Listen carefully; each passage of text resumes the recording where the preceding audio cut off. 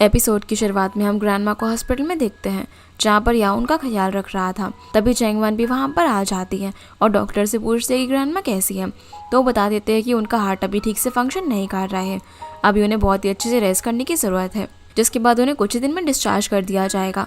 इस पर चैंगवन कहती है कि ये सब मेरी गलती है, मुझे आपको इतनी देर तक रात में जगाना नहीं चाहिए था। पर ग्रैंडमा बोलती है कि अब मेरी उम्र हो गई है, ये सब तो होगा ही ना, इसके लिए तुम खुद को ब्लेम मत करो। तो चैंगवन अब डॉक्टर के साथ रिपोर्ट लेने के लिए चली जाती है और ग्रैंडमा यहाँ पर याओ से पूछती है कि क्या तुम इस जांग के साथ काम कर रहे हो, जिस पर वो हाँ कहता है और बोलता है कि मैं सिर्फ शांगली होटल को लेने के लिए वापस आया था।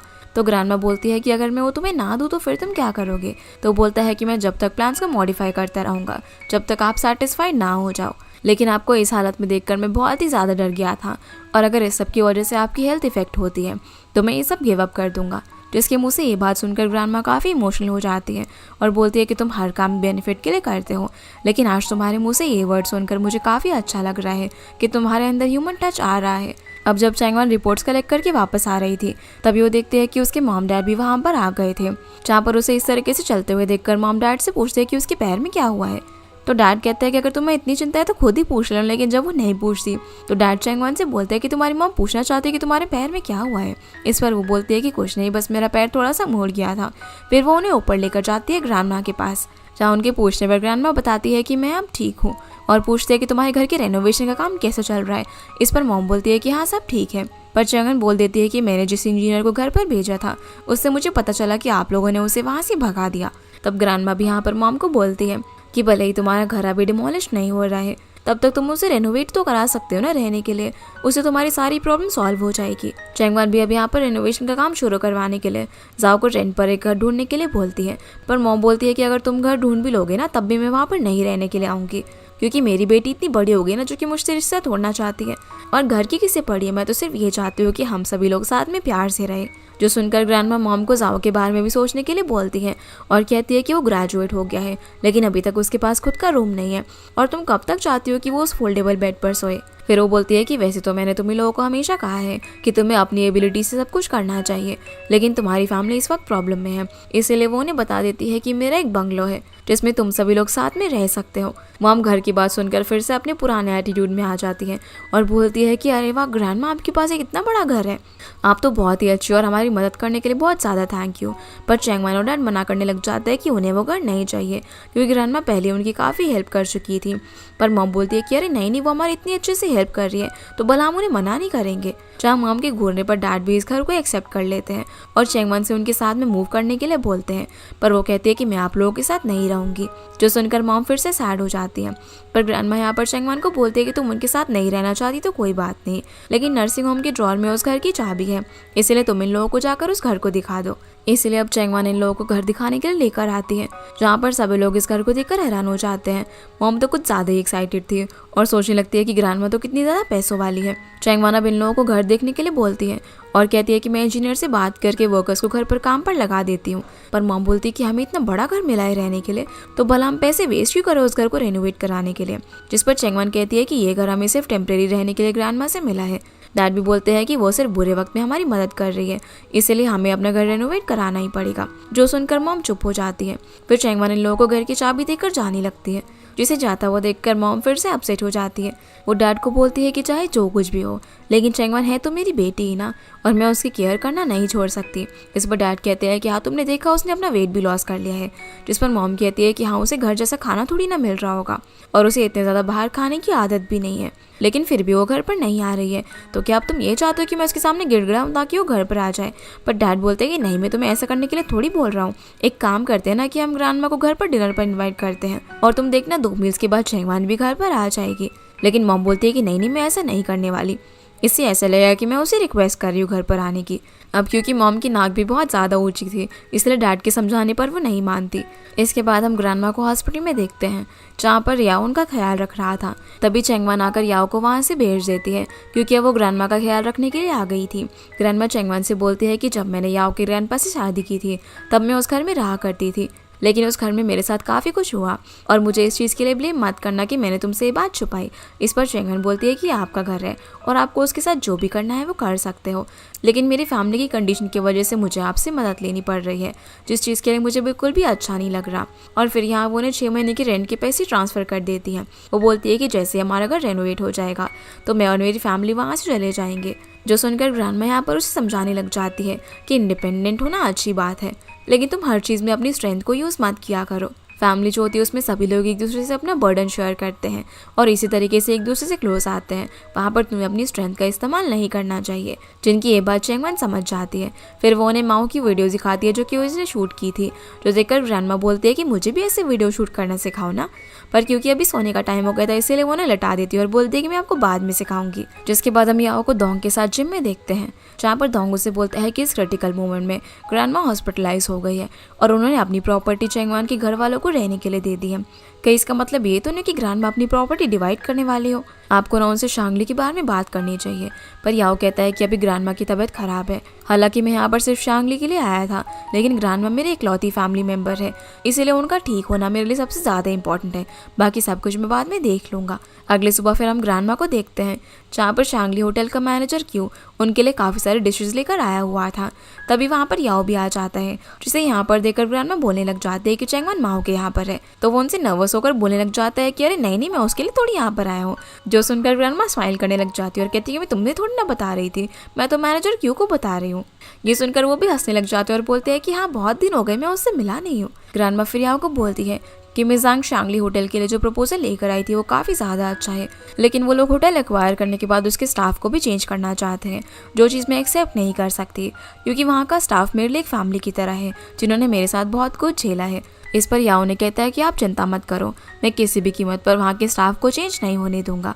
और अगर आपको मुझ पर विश्वास नहीं है तो आप चेंगवन को बोल सकते हो इस चीज़ पर फॉलो अप लेने के लिए। जो सुनकर ग्रैंडमा काफ़ी इमोशनल हो जाती है और बोलती है कि लगता है कि तुमने चेंगवन से बहुत ज़्यादा कुछ सीखा है। फिर वो यहाँ पर उसे खाते हुए काम करने के लिए बोलती है और बोलती है कि तुम मेरे लिए ना एक अच्छी सी ड्रेस बनवाओ जिसे मैं हॉस्पिटल से डिस्चार्ज होने के बाद पहनना चाहती हूँ, जिस चीज़ के लिए वो मान जाता है। इसके बाद हम जाओ और चेंगवन को देखते हैं जो कि माओ को लाइव स्ट्रीमिंग करने में मदद करते हैं, जिससे कि वो सॉन्ग की सच्चाई भी सभी लोगों के सामने ला सके और अपने सोशल मीडिया पर प्रेजेंस भी बना सके ताकि उसे अच्छे कस्टमर्स मिले। पहली लाइव स्ट्रीम में उसे 100 लोग देखते हैं, जिसके अंदर उसका एक्स हस्बैंड और ग्रैंडमा भी थे, पर वो इतने में ही काफ़ी ज़्यादा खुश थी और वो चेंगवन और जाओ को अपने साथ लंच करने के लिए बोलती है। पर चेंगवन को ग्रैंडमा के पास जाना था इसीलिए वो मना कर देती है और जाओ को उसके साथ खाने के लिए बोलकर चली जाती है। जैसे वो बाहर जाती है तो देखती है कि जाओ उसका इंतजार कर रहा था, जो पूछता है कि लाइव स्ट्रीम कैसा रहा। तो बोलते हैं कि तुम इतना दूर सिर्फ ये पूछने के लिए आए हो। पर वो कहता है कि मुझे तुमसे एक फेवर चाहिए और उसे बताता है कि उसे ग्रैंडमा के लिए एक ड्रेस बनवानी है। इसलिए अब चेंगवन उसे काफ़ी अच्छे टेलर के पास लेकर जाती है, जहाँ पर उसे पहले जाने में काफ़ी ऑकवर्ड लग रहा था, लेकिन जैसे ही वो उस टेलर से मिलता है तो वो याओ की काफ़ी ज़्यादा तारीफ करने लग जाता है और चेंगवन को बोलता है कि तुम्हारा बॉयफ्रेंड तो बहुत ही ज़्यादा हैंडसम है।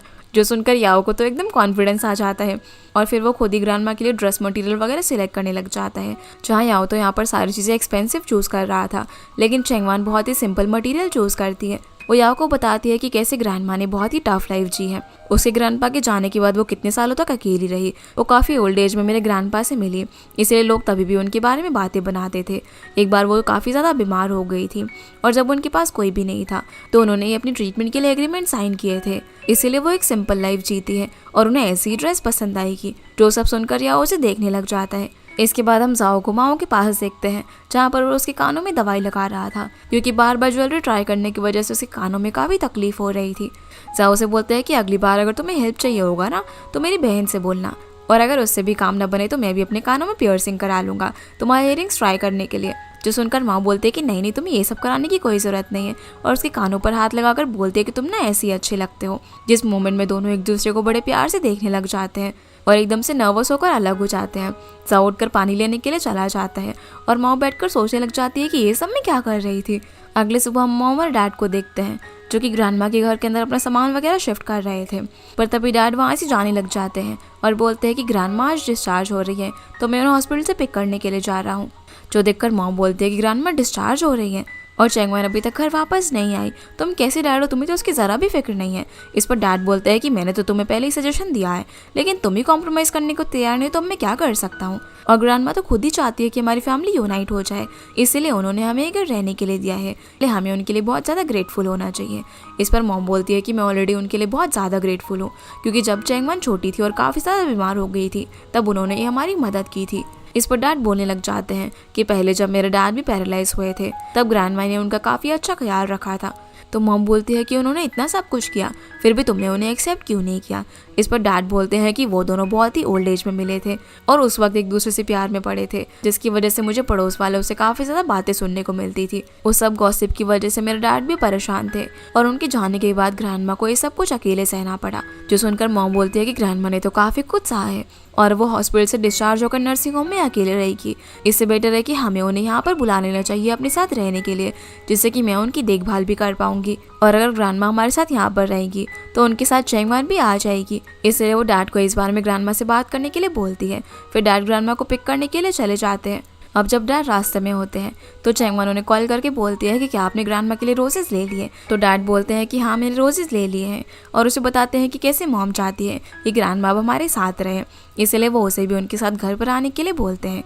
तो चैंगवन बोलती है कि ठीक है, मैं आपको सोच कर बताऊंगी। डैड अब ग्रैंडमा के पास हॉस्पिटल में पहुंच जाते हैं, जब वो उन्हें बताते हैं कि ये रोजेस आपके लिए चैंगवन ने भिजवाए हैं और मैं आपको यहाँ से ले जाने के लिए आया हूँ। साथ ही वो ये भी बताते हैं कि मॉम चाहती है कि आप हमारे साथ रहे। इस पर ग्रैंडमा बोलती है कि अब मुझे इतने साल हो गए अकेले रहते हुए और इस उम्र में मैं तुम लोगों को परेशान नहीं करना चाहती, इसलिए मैं अकेले ही रह लूँगी। जो सुनकर डैड उन्हें कुछ नहीं बोल पाते। फिर ग्रैंडमा उन्हें बोलती है कि आज शाम को तुम अपनी पूरी फैमिली को लेकर शांगली में डिनर करने के लिए आना, क्योंकि बहुत टाइम हो गया हमारी फैमिली ने एक साथ डिनर नहीं किया है। और उन्हें वापस जाने के लिए बोलती है क्योंकि यहाँ उन्हें लेने के लिए आ रहा था, इसलिए डैड चले जाते हैं। ग्रैंडमा अब चैंगवन को थैंक्स बोलती है उसे रोजेस देने के लिए और फिर शाम को डिनर पर आने के लिए बुलाती है, जिसके लिए चैंगवन मान जाती है और बोलते हैं कि मेरे पास भी आपके लिए गिफ्ट है। इसके बाद चैंगवन ऑफिस से निकल जाती है ग्रैंडमा के लिए गिफ्ट लेकर। याओ भी ग्रैंडमा को पिक करने से पहले उनके लिए वो ड्रेस लेने के लिए जाता है जो कि बहुत ही ज़्यादा सुंदर बनी हुई थी, इसलिए वो उसे लेकर ग्रैंडमा के पास आ रहा था। और मॉम डैड और जाओ सीधा शांगली पहुंच जाते हैं डिनर करने के लिए। इधर ग्रैंडमा अपने रूम में याओ को वेट करते हुए डांस कर रही थी, पर तभी अचानक से उनके दिल में बहुत ज़्यादा दर्द होता है और वो वहीं ज़मीन पर गिर जाती है। जब तक चैंगवन हॉस्पिटल में पहुंचती है तो उसे पता चलता है कि ग्रैंडमा अब नहीं रही। ये जानकर उसके हाथ में जो ग्रैंडमा के लिए एक शूज़ का बैग था वो वहीं पर गिर जाता है और उसकी आंखों से आंसू आने लग जाते हैं। उसी वक्त याओ भी वहाँ पर पहुँच जाते हैं और वो भी ये सब देखकर काफ़ी ज़्यादा हैरान हो गया था। अगले दिन हम ग्रैंडमा के फ्यूनरल होता है जहाँ पर शांगली होटल के सभी स्टाफ आए हुए थे। याओ ग्रैंडमा को यहाँ पर वो ड्रेस देता है जो कि उसने उनके लिए बनवाई थी और चैंगवन उन्हें वो शूज़ देती है। वो कहती है कि आपको डांस करना बहुत ही ज़्यादा पसंद था ना, इसलिए मैंने आपके लिए शूज़ बनवाए। फिर वो सभी लोगों को यहाँ पर आने के लिए थैंक्स बोलती है और बोलती है कि ग्रैंडमा हमेशा बहुत ज़्यादा खुश रहा करती थी और कभी भी नहीं रोती थी, इसलिए हमें भी उन्हें खुश होकर गुड बाय कहना चाहिए। तभी लॉयर आकर बताता है कि ग्रैंडमा ने एक वीडियो रिकॉर्ड किया हुआ था जो कि उन्होंने मुझे पहले ही दे दिया था और बोला था कि उनकी फ्यूनरल पर ये वीडियो प्ले किया जाए। अब ग्रैंडमा को वीडियो प्ले किया जाता है जहाँ वो सभी लोगों को बोलती है कि कैसे वो इस तरीके से अपना फ्यूनरल करना चाहती थी और बताती है कि उनके पास एक एबिलिटी थी जिसकी मदद से वो काफ़ी सारे स्ट्रेंज लोगों से मिले और उनके साथ शांगली में एक फैमिली बनाई। वो बताती है कि उन्होंने एक बहुत ही अच्छी लाइफ जी है और इसका उन्हें कोई भी रिग्रेट नहीं है, पर एक ना एक दिन तो उन्हें जाना ही था और क्या पता वो लोग बाद में हेवन में मिले। लेकिन जाने से पहले वो अपनी फैमिली मेंबर से कुछ बातें कहना चाहती थी। वो डैड को मॉम का अच्छे से ख्याल रखने के लिए बोलती है। मॉम को यहाँ पर वो थोड़े रिलैक्स करने की एडवाइस देती है और बोलती है कि अब बच्चे बड़े हो रहे हैं, इसीलिए उन्हें थोड़ा सा स्पेस दो। जाओ को बोलती है कि तुम बहुत ही लॉयल बच्चे हो पर तुम्हें एकदम कॉन्फिडेंट होना चाहिए। ग्रैंडमा फिर याओ से बोलती है तो अपने डैड तक की खबर पहुँचा देना कि अब मैं नहीं रही और मैंने उसकी जगह पर उसके बेटे का बहुत ही अच्छे से ख्याल रखा है। उससे कहना जब वो बूढ़ा हो जाए तो लोगों को परेशान करना बंद कर दे। फिर वो याओ को बोलते हैं कि तुम्हें तो मैंने ऑलरेडी चैंगवन की फैमिली से इंट्रोड्यूस करवा दिया है, कम से कम अब तुम्हारे पास एक फैमिली तो है, इसीलिए अब एक स्ट्रे कैट की तरह मत भटकना। ये बोलकर वो भी काफ़ी इमोशनल हो जाती है। जो बात सुनकर याओ भी काफ़ी इमोशनल हो जाता है और यहाँ से चला जाता है। ग्रैंडमा फिर चैंगवन से बोलती है कि तुम आखिरी कुछ दिनों से बहुत ज़्यादा स्ट्रांग बनी हुई हो, तुम अपनी फैमिली की बहुत ज़्यादा अच्छे से केयर करी है, यहाँ तक कि तुमने याओ को भी कंफर्ट किया है। मैंने तुम्हें इंडिपेंडेंट रहना सिखाया है और जो कुछ भी मैंने सिखाया वो तुमने बहुत ही अच्छे से सीखा है। लेकिन मैं अब फिलहाल तुम्हें सिर्फ एक ही बात कहना चाहती हूँ कि लाइफ में सिर्फ अपने ऊपर रिलाय रहना बहुत ज़्यादा डिफिकल्ट होता है। और अगर कभी तुम थक जाओ तो रुक कर थोड़ा सा रिलैक्स करना, तुम्हारा मन करे तो रो लेना और अपना ख्याल ज़रूर रखना। मैं हमेशा तुम्हें ब्लेसिंग्स देती रहूँगी। ये बोलकर वो गुड बाय बोलती है और ये वीडियो ख़त्म हो जाता है, जो सुनकर चैंगवन काफ़ी इमोशनल होकर रोने लग जाती है। अब बाहर बैठकर भी चैंगवन रो रही थी तो उसे देखकर मॉम डैड के कहने पर उसे टिश्यू देती है, जिन्हें देखकर चैंगवन बोलती है कि मैं ठीक हूँ। पर तभी वो यहाँ पर नोटिस करती है कि मॉम के पैर में शू बाइट हो रखा है, इसीलिए वो उनके पैर में बैंडेज लगा देती है, जिसे इस तरीके से देखकर मॉम काफ़ी इमोशनल हो जाती है पर कुछ बोल नहीं पाती। डैड अब चैंगवन को अपने साथ घर पर चलने के लिए बोलते हैं, लेकिन वो बोलती है कि उसे एक बार ग्रैंडमा की नर्सिंग होम जाना है, इसीलिए वो उन लोगों को घर पर जाने के लिए बोलती है और खुद नर्सिंग होम में चली जाती है, जहाँ वो ग्रैंडमा के साथ बिताए हुए सभी मोमेंट्स को याद कर रही थी। तभी वो वहाँ पर ग्रैंडमा को दिया हुआ नेकलेस देखती है, जिसमें उसकी और ग्रैंडमा की फोटो थी, तो उसे देखकर वो और भी ज्यादा रोने लग जाती है। इसके बाद हम याओ को देखते हैं, जो कि उस ट्री के पास बैठकर रो रहा था जो उसने ग्रैंडमा के साथ लगाया था, और वो भी ग्रैंडमा के साथ बिताए हुए सभी मोमेंट्स को याद कर रहा था। चैंगवन अब ग्रैंडमा के नर्सिंग होम में सो रही थी। तभी वो देखती है कि ग्रैंडमा उसके पास बैठी हुई अपनी नई ड्रेस पहनकर, जिन्हें देखकर वो गले लगा लेती है। तब ग्रैंडमा उससे कहती है कि मैं यहाँ पर तुम्हें गुड बाय कहने के लिए आई हूँ, पर चैंगवन उन्हें जाने नहीं देना चाहती थी। इस पर ग्रैंडमा बोलते हैं कि जब इंसान पैदा होता है तो वो अकेले ही पैदा होता है और उसे इस दुनिया से जाना भी अकेले ही पड़ता है, इसीलिए अब तुम्हें भी आगे की जर्नी अकेले ही तय करनी होगी। क्या तुम इसके लिए तैयार हो? चैंगवन इस सब के लिए तैयार नहीं थी और ग्रैंडमा को रोकने लग जाती है, पर ग्रैंडमा उसे फेयरवेल के तौर पर गुड बाय कहकर यहाँ से चली जाती है, जो देखकर चैंगवन बहुत जोर जोर से रोने लग जाती है और तभी उसकी आँख खुल जाती है, क्योंकि ये सब सिर्फ उसका एक सपना था। अगले सुबह चैंगवन उठकर देखती है कि ग्रैंडमा ने जितने भी फ्लावर्स वगैरह लगाए थे वो सारे मुरझा गए थे। तभी वहाँ पर याओ आता है, जो चैंगवन को ग्रैंडमा का फ्यूनरल अरेंज करने के लिए थैंक यू बोलता है। इस पर चैंगवन बोलती है कि तुम मुझे थैंक यू क्यों बोल रहे हो, हम दोनों की ग्रैंडमा थी ना। लेकिन ये सब इतनी जल्दी में हुआ कि मैं अभी भी एक्सेप्ट नहीं कर पा रही हूँ कि ग्रैंडमा अब हमारे बीच में नहीं है।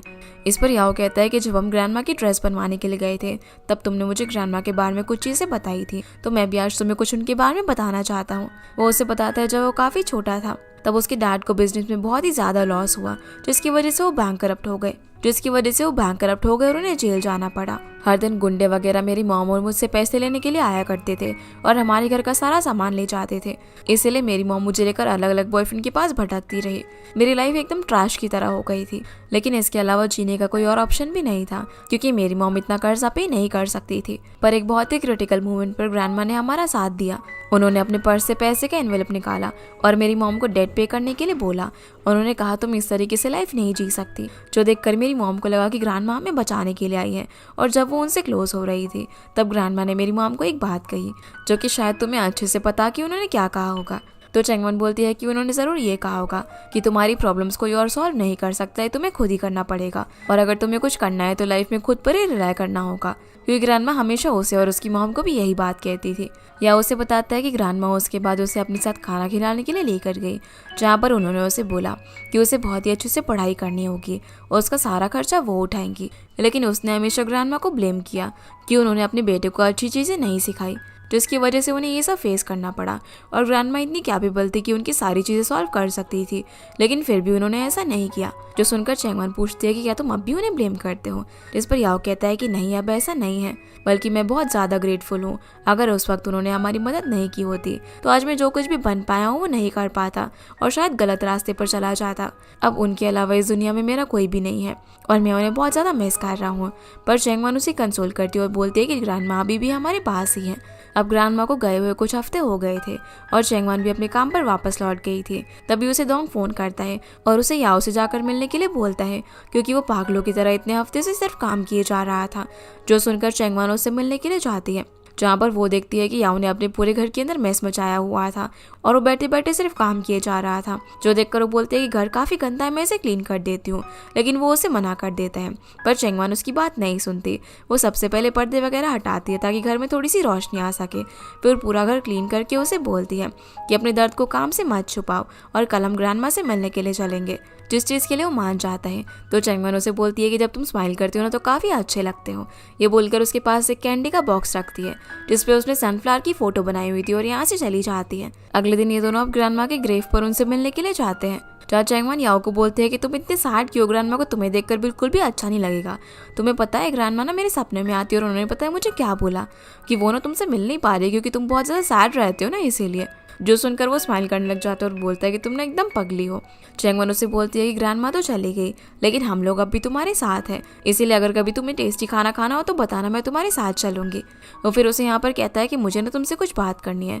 पर उसी वक्त चैंगवान को ग्रैंडमा के लॉयर का कॉल आ जाता है, जो उसे बताता है कि ग्रैंडमा एक विल छोड़कर गई हुई है, इसीलिए कल वो उसे रीड करेगा। जिस चीज़ के लिए वो उसे उनकी लॉ फर्म में आने के लिए बोलता है तो वो मान जाती है। ये चीज़ वो याओ को भी बताती है और फिर पूछते हैं कि तुम क्या बात करने वाले थे।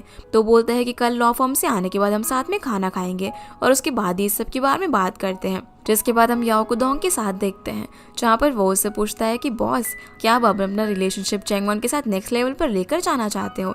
यानी कि शायद वो उसे कन्फेस करने वाला था कि वो उसे पसंद करता है। जिस बात पर याओ उसे कोई भी जवाब नहीं देता, तो वो उससे पूछता है कि कल तो विल अनाउंस होने वाली है, तो आपको शांगली होटल मिल ही जाएगा, उसके बाद क्या आप स्विट्जरलैंड चले जाओगे? लेकिन इस पर भी वो कोई जवाब नहीं देता। अगले दिन फिर हम इन सभी लोगों को लॉयर के ऑफिस में देखते हैं, जहाँ वो विल पढ़कर सुना रहा होता है और बताता है कि ग्रैंडमा की जो भी ज्वेलरी है वो मॉम को मिलेगी, ग्रैंडमा का जो बंगलो है वो याओ को मिलेगा और जो ग्रैंडमा का शांगली होटल है वो चैंगवान को मिलेगा। जो सुनकर सभी लोग हैरान हो जाते हैं। ये सुनते ही याओ तो यहाँ से उठकर चला जाता है और जब चैंगवान की फैमिली जा रही होती है तो मॉम सोच रही थी कि ग्रैंडमा तो बहुत ही ज़्यादा अमीर थी और उन्होंने आखिर ये होटल चैंगवान को क्यों दिया। इधर जाओ दोंग के साथ जा रहा होता है, जहाँ पर दोंग उससे पूछता है कि क्या आप अभी भी चैंगवान से अपना लव कन्फेस करना चाहते हो? अब तो मुझे समझ नहीं आ रहा कि मैं चैंगवान को आपकी वाइफ की तरह देखूँ या फिर ऐसे कॉम्पिटिटर। जिस बात का याओ कुछ जवाब नहीं देता। अब जब दोंग और याओ फिशिंग कर रहे होते हैं तभी उसे मिस वांग का कॉल आता है। वो बोलती है कि ये था तुम्हारा प्लान, अब शांगली होटल चैंगवान के पास चला गया है। जिस पर याओ कहता है कि ग्रैंडमा यही चाहती थी। तो मिस वांग कहती है कि तुम भूलो मत कि तुमने मुझे क्या प्रॉमिस किया था और अब तुम्हारे पास ज़्यादा टाइम नहीं है। ये बोलकर कॉल रख देती है। दोंग भी यहाँ पर याओ को बोलने लग जाता है कि होटल अब चैंगवान के पास चला गया है, इसलिए हमारा यहाँ पर रुकने का कोई मतलब नहीं है, चलो वापस से स्विट्जरलैंड चलते हैं। लेकिन याओ यहाँ पर ग्रैंडमा की कही हुई सारी बातों को याद कर रहा था। वो बोलता है कि ग्रैंडमा ये चाहती थी कि मैं चैंगवान से सीखूं। वो मुझे ये सिखाना चाहती थी कि हर चीज़ बेनिफिट पर नहीं की जाती और मुझे इंसानियत सिखाना चाहती थी। मैं इस बार तो फेल हो गया और मैं फिर से ट्राई करूंगा और चैंगवान से शांगली होटल ले लूंगा। इसके बाद हम मॉम और डैड को देखते हैं, जहाँ पर उन्हें पता चलता है कि अब उनका घर डिमोलिश हो रहा है, लेकिन उनको जो कंपनसेशन मिलने वाला था उनसे वो लोग सिटी के अंदर नया घर नहीं खरीद सकते थे, इसलिए उन्हें सिटी के बाहर रहने के लिए जाना होगा। पर मॉम बहुत ही ज़्यादा ग्रीडी हो गई थी। वो बोलती है कि अब तो चैंगवान के पास पैसा भी है ना, और जो कंपनसेशन मिलेगा उस पैसे को मिलाकर हम यहाँ पर एक अच्छा घर खरीद सकते हैं। पर डैड कहते हैं कि फ़िलहाल के लिए हमें एक घर रेंट पर लेना होगा, लेकिन मॉम बोलती है कि क्यों, हम ग्रैंडमा के घर पर रह रहे हैं ना। इस पर डैड बोलते हैं कि वो घर अब याओ का है और हम वहाँ पर नहीं रह सकते। पर मॉम बोलती है कि अरे वो तो हमारी फैमिली जैसा है ना, और वो अकेला इतने बड़े घर को कैसे संभालेगा, वो चाहे तो हमारे साथ रह लेगा ना, मैं उसके लिए खाना बना दिया करूँगी। ये बोलकर वो डैड को यहाँ से लेकर चली जाती है। इसके बाद हम याओ को डोंग के साथ जिम में देखते हैं, जहाँ पर डोंग उसे बताता है कि चैंगवान का घर डिमोलिश होने वाला है और अब शायद वो लोग सिटी से बाहर घर लेंगे, इसलिए तुम्हें उन लोगों से डील करनी चाहिए कि तुम उन्हें ग्रैंडमा का घर रहने के लिए दे दो और इसके बदले में उनसे होटल ले लो। जो सुनकर वो फटाफट से चैंगवान से बात करने के लिए चला जाता है। दूसरी तरफ हम चैंगवान को माओ के साथ में देखते हैं, जहाँ पर चैंगवान उसे बोलती है कि एक बात मुझे काफ़ी ज़्यादा अजीब लग रही है। उस दिन जब लॉयर विल को रीड कर रहा था, जैसे याओ को पता चला कि ग्रैंडमा ने मुझे होटल दिया है, उसके एक्सप्रेशन काफ़ी अजीब थे, जैसे कि उसे पहले से ही पता हो कि उनके पास होटल है। तो माँ बोलती है कि वो इतने सालों से होटल इंडस्ट्री के अंदर काम कर रहा है, ऑफ कोर्स उसे ये बात पहले से ही पता होगी, और क्या पता वो इस होटल को लेने के लिए यहाँ पर आया हो। उसी वक्त चैंगवान को लॉयर का कॉल आता है, जो कि उसे होटल का हैंडओवर देने के लिए वहाँ पर बुलाता है। तो माँ भी उसके साथ जाती है क्योंकि उसे वो होटल देखना था। दोनों वहाँ पर पहुँच जाते हैं, जहाँ पर होटल को देखकर माँ चैंगवान से बोलती है कि ग्रैंडमा तुम पर ट्रस्ट करती है, इसीलिए उन्होंने तुम्हें होटल दिया है, तो उनकी विश को पूरा करो और इसे अच्छे से हैंडल करना। पर चैंगवान काफ़ी इमोशनल हो जाती है क्योंकि उसने ग्रैंडमा के साथ यहाँ पर काफ़ी अच्छा टाइम स्पेंड किया था। तभी यहाँ पर मैनेजर क्यों आता है, जिसे चैंगवान बोलती है कि मैं हमेशा यहाँ पर ग्रैंडमा के साथ आया करती थी, लेकिन आपने मुझे कभी भी नहीं बताया कि ये होटल ग्रैंडमा का है, और ना ही उन्होंने कभी ऐसा फील होने दिया। इस पर वो कहते हैं कि ग्रैंडमा ने हमें मना किया था ये आपको बताने के लिए, और फिर उसे ग्रैंडमा के ऑफिस के अंदर लेकर जाता है, जहाँ पर वो उसे बताते हैं कि कैसे ग्रैंडमा ने शांगली होटल वो एकदम फैमिली की तरह संभाल कर रखा है। वो यहाँ पर हर एक स्टाफ को अपनी फैमिली मानती थी। वो बताते हैं कि जब ग्रैंडमा ने शांगली होटल को लिया था उस वक्त उनको इस सब चीज़ों के बारे में इतना ज़्यादा नहीं पता था, लेकिन उन्होंने धीरे धीरे करके सारी चीज़ें सीखी और होटल को यहाँ तक लेकर आई हैं। वो जैसे जैसे अपने एफर्ट्स सिखाती गई वैसे ही हम लोग उनका साथ देते गए, और अब क्योंकि ग्रैंडमा ने होटल तुम्हें दिया है तो हम लोग भी तुम्हारा वैसे ही सपोर्ट करेंगे जैसे कि हमने ग्रैंडमा का किया था। ये बोलकर वो उसे चाबी देकर यहाँ से चला जाता है। तो चैंगवन यहाँ पर उस मोमेंट को याद करने लग जाती है जब वो ग्रैंडमा के साथ यहाँ पर लंच पर आई थी। ग्रैंडमा ने उसे बोला था कि तुम मेहनत करती जाओ और क्या पता कब तुम्हारी किस्मत का ताला खुल जाए, जो याद करके वो काफ़ी इमोशनल हो जाती है। पर तभी यहाँ पर याओ आ जाता है, इसीलिए दोनों बात करने के लिए बाहर जाते हैं। या उसे बोलता है कि जिस दिन विल अनाउंस हुई थी उस दिन वो काफ़ी ज़्यादा सरप्राइज हो गया था और उसे सीधा यहाँ पर होटल को प्रॉपर्टी से एक्सचेंज करने के लिए बोलता है। वो कहता है कि तुम उस घर के अंदर अच्छे से रहना और मैं प्रॉमिस करता हूँ कि मैं इस होटल को अच्छे से संभालूंगा। पर चैंगवन पहले उसे कुछ सवाल पूछती है और उसे ऑनेस्टली आंसर करने के लिए बोलती है। वो कहती है कि तुम यहाँ पर शांगली होटल के लिए आए थे ना स्विट्जरलैंड से। इस पर वो हाँ बोलता है। वे पूछते हैं कि तुम माउंटेन्स में ग्रैंडमा को ट्रिप पर इसीलिए लेकर गए थे ताकि तुम उन्हें दिखा सको कि अगर तुम होटल को टेक ओवर करोगे तो उसका कैसा ख्याल रखोगे। इस पर भी वो हाँ कहता है। फिर वो उससे पूछते कि तुम मेरा भी ख्याल इसीलिए रख रहे थे ना ताकि तुम ग्रैंडमा को उन्हें होटल देने के लिए मना सको। इस पर याओ बोलता है कि पहले तो ऐसा ही था लेकिन बाद में ऐसा नहीं था, क्योंकि बाद में वो उसे पसंद करने लग गया था इसीलिए वो उसकी केयर कर रहा था। लेकिन वो ये चीज़ उसे अभी यहाँ पर नहीं बताता। वो उसे यहाँ पर समझाने लग जाता है कि कैसे ग्रैंडमा ने यहाँ पर सारी चीज़ें बहुत ज़्यादा रीजनेबल प्राइस के ऊपर अवेलेबल करवाई हुई है, जबकि वो सारे हाई क्वालिटी चीज़ें हैं। यहाँ तक कि होटल को मेंटेन करने का कॉस्ट भी बहुत ज़्यादा है। इसी सब रीज़न की वजह से ग्रैंडमा को अपने पास से होटल पर पैसा लगाना पड़ रहा था, क्योंकि उनके मैनेजमेंट करने का तरीका सही नहीं था। इस तरीके से बिजनेस नहीं किया जा सकता। मैं यहाँ तुम्हारी एबिलिटीज़ पर शक नहीं कर रहा हूँ, लेकिन तुम्हारे लिए इतने बड़े होटल को मैनेज करना बिल्कुल भी आसान नहीं होने वाला। तो चैंगवन बोलती है कि हाँ तुम्हारी बात तो सही है, लेकिन क्या तुमने सोचा है कि ग्रैंडमा ने मुझे होटल क्यों दिया? पर याओ को भी नहीं पता था कि ग्रैंडमा ने उसे होटल क्यों दिया। तो याओ उसे यहाँ पर एक लेटर देती है, बोलती है कि ये ग्रैंडमा तुम्हारे लिए छोड़कर गई है। याओ जैसे उस लेटर को पढ़ता है तो उसमें ग्रैंडमा ने लिखा हुआ था कि मेरे अरेंजमेंट्स को देखकर तुम सरप्राइज हुए होंगे और तुम्हें लग रहा होगा कि मैं बायस्ड हूँ, लेकिन ऐसा नहीं है। चैंगवन एक बहुत ही ज़्यादा सिंसियर लड़की है, लेकिन उसे कभी भी अपने आप को प्रूव करने की अपॉर्चुनिटी नहीं मिली है, जबकि तुम हमेशा से अब्रॉड रहे हो। मुझे तुम्हारे करियर की कभी भी चिंता नहीं है, क्योंकि तुमने काफ़ी कुछ फेस किया और तुम्हें बहुत ज़्यादा एक्सपीरियंस भी है। इसीलिए मैं ये होटल चैंगवन को दे रही हूँ। मैं बस इतना चाहती हूँ कि तुम ऐसी लाइफ ना जियो जिसमें तुम डिसएडवांटेजेस को अवॉइड करो और सिर्फ एडवांटेज पर फोकस करो। वो उसे एक प्यार भरी वार्म लाइफ जीने के लिए बोलती है और उसे ह्यूमैनिटी को रियलाइज करने के लिए कहती है। जो लेटर पढ़कर वो यहाँ ग्रैंडमा की फोटो देखने लग जाता है। इधर जब चैंगवन होटल की अकाउंट बुक को देख रही होती है तभी उसे रियलाइज होता है कि याओ सच बोल रहा था और होटल सच में डेफिसिट में चल रहा था। अगली सुबह दोंग और याओ ऑफिस के अंदर होते हैं, जहाँ पर दोंग उसे बोलता है कि बॉस आपने ये क्या कर दिया? आपने चैंगवन को सीधा जाकर बोल दिया कि वो होटल को ठीक से मैनेज नहीं कर पाएगी, इसीलिए आप उसकी चिंता करते हो। वो अभी इंडिपेंडेंट हुई है और आपने एक तरीके से उसके मुंह पर ठंडा पानी फेंक दिया। अब आपके और उसकी मॉम के अंदर क्या फर्क रह गया?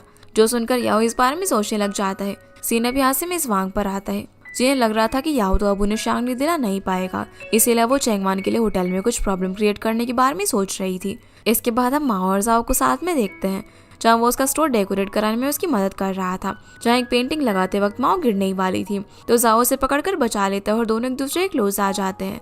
उसी वक्त उसका हस्बैंड सॉन्ग वहाँ पर आकर इन दोनों की इस मोमेंट में फोटो क्लिक कर लेता है और माओ को बोलता है कि अच्छा तुम इसीलिए मेरा फ़ोन नहीं उठा रही थी क्योंकि तुम अपने बेस्ट फ्रेंड के भाई को डेट करने में बिजी हो। जो सुनकर माओ से अपनी बकवास बंद करने के लिए बोलती है। सॉन्ग उसे बोलता है कि तुमने अपना स्टूडियो काफ़ी अच्छे से डेकोरेट किया है और काफ़ी कुछ सीखा है मुझसे।